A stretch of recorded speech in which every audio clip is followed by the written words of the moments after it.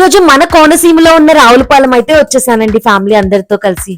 అందరం కలిసి రావడమే లంచ్ చేయడానికి విక్టరీ రెస్టారెంట్ కి అయితే వచ్చేసామండి. ఇక్కడికి వచ్చాకే తెలిసింది ఇది విక్టరీ బజార్ వాళ్ళదని. ఈసారి స్టార్టర్స్ జోలికి పోకుండా ఓన్లీ కుండ బిర్యానీ 2 తీసుకురమ్మని చెప్పేశానండి.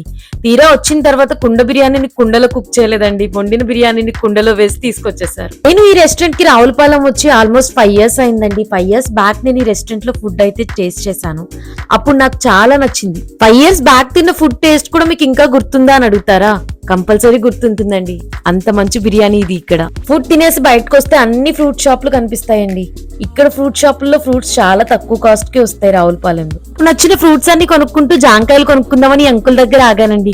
కేజీ 50 రూపాయలు చెప్పారు. నేను ఎలాంటి బార్గెన్ చేయకుండా 50 రూపీస్ ఇచ్చి తీసుకుంటుంటే, నువ్వే తల్లి ఇప్పటి వరకు బార్గెన్ చేయకుండా తీసుకున్నామని అంకుల్ జోక్స్ అయితే వేస్తున్నారండి. తాతగారు చాలా బిజీగా స్మోక్ చేస్తూ నిమ్మకాయలు అమ్మేస్తున్నారండి. 2 కవర్స్ నాకు 30 రూపీస్ కే ఇచ్చేసి